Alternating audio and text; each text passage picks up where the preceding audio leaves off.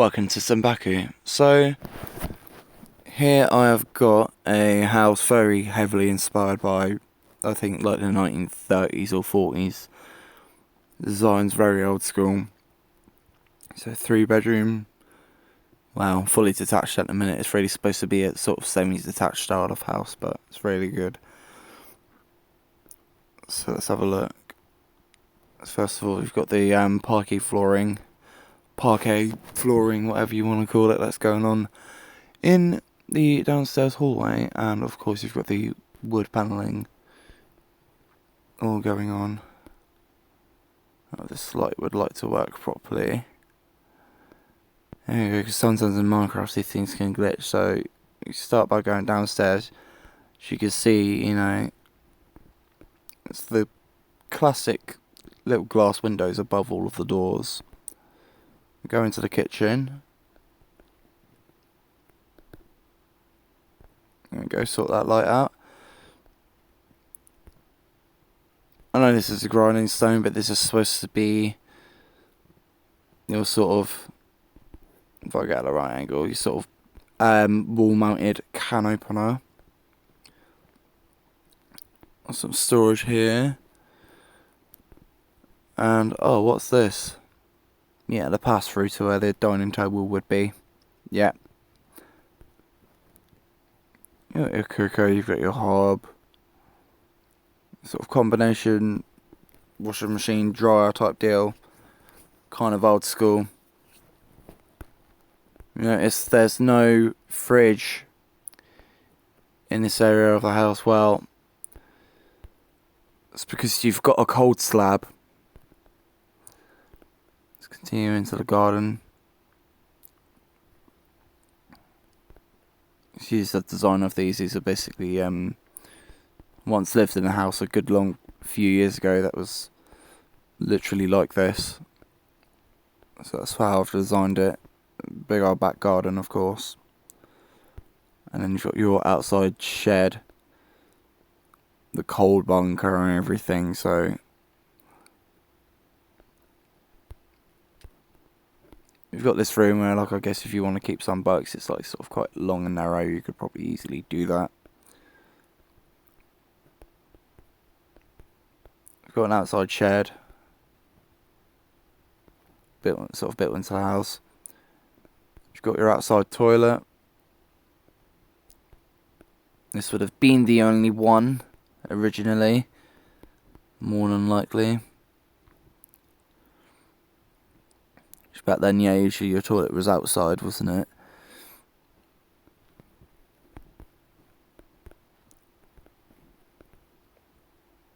Let's go into the living room.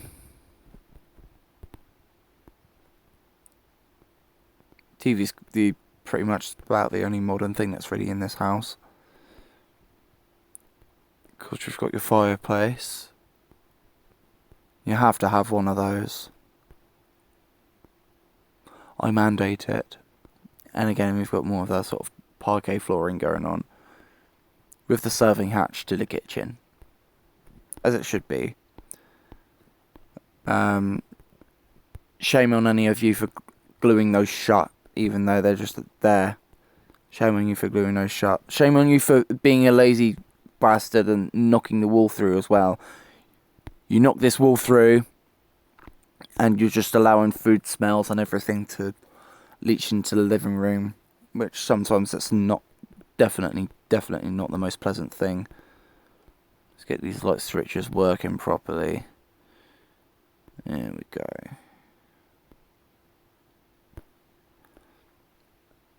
Sofa. Should be a dining room table here. I haven't put that there yet, but I've only pretty much just gotten all of the properties complete. All the bathrooms like need doing and things, but we're slowly getting through it. Of course, you've got like 2 lecterns on top of each other here. What this little area is actually reserved for is actually the house phone. It's what would originally have gone here. If back then you had enough money to actually buy one, of course. You've got the beautiful stairs going on. Carpeted stairs. Should have actually done a carpeted bathroom in this one, but I didn't bother. Yeah. Let's go into the box room. So yeah, this was kind of my bedroom in the house of which this is based on, so of course it's going to have the same sort of wallpaper going on. Would you look at that, the light doesn't work. That's actually kind of hilarious because actually I for some reason also seem to like breaking my light bulbs. I'm sure this is just an issue that's up in the attic that will be being sorted out at a later date. It's just a snagging issue. This is a brand new build, believe it or not. Heavily inspired by the 1960s. I mean, this is the view I used to like enjoying when I'd look out of my window. I'd see all of the doors and a wood effect going on, and it's just beautiful. Absolutely amazing. Yeah, keep on to fix these lights.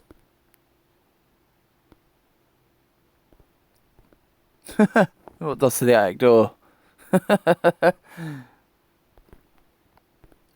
go into what would have been my sister's bedroom at the time. And this is more modern. That big wall is full of electronics that are inside this. Oh, something that I will actually make worthy of mention is the fact that when you turn the front switch off, reference to that light bulb, I think our house at the time actually had that as well. There was another switch nearer the kitchen that would also turn that on. Quite neat. There's some more modern houses that actually do that as well, just for the downstairs. Usually you can turn the upstairs light on by downstairs, but not the downstairs lights. Sometimes you can actually turn the downstairs. It depends on the house, depends on the way the switches are done. Sometimes you can turn the downstairs light on and off by a switch in the upstairs as well. The idea, of course, is the reason there's not really necessarily the option of turning the downstairs light off from upstairs is because, well, it's night time, you're going to bed. The hallway upstairs light's on, you turn the downstairs light off because you can see upstairs. The idea is that once this light is turned off, you go to bed. You wake up in the morning and there's daylight, so there's no reason to need to turn any of the lights on. As a matter of fact, they're anywhere in the house. And again, we've got these little quarter windows going on to allow the warm glow from the single light on in your house being the hallway. Maybe for the kids if they're a little bit wimpy, a little bit scared of the dark. You can have just enough light on to where it's not in your face and it's just enough to be able to see around. Into the third bedroom we go. And again, this is pretty much just like the house would have been. Again, you've got that window. All of ours we decided to actually paint over. Well, I didn't. I was quite against that idea actually. I think it was quite crappy. Should have just left it as it was. These now, I haven't left top windows for these. It's because these, this one's here. This is your toilet. The idea is that actually this lighter coloured portion of the door is the frosted window, which is exactly like what ours were in the house. They were like this. And they opened in opposing ways, so you could kind of look sort of in both at the same time if you wanted to open both the doors and let lots of light in, which, yes, these let a lot of light in the house, actually. It was quite good. And in the main bathroom, you've got your mirror, boiler airing cupboard.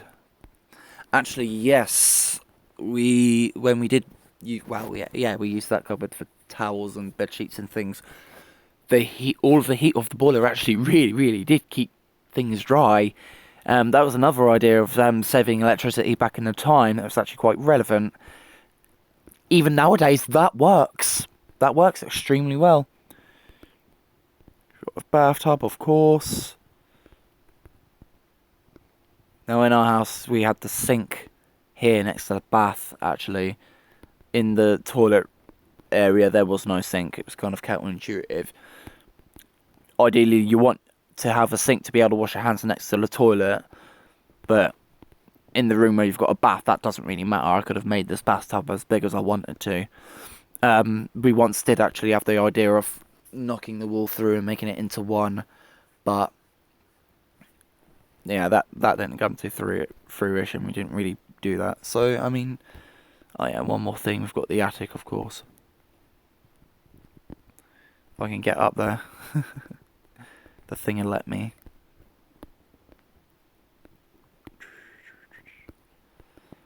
There you go. You've got your attic.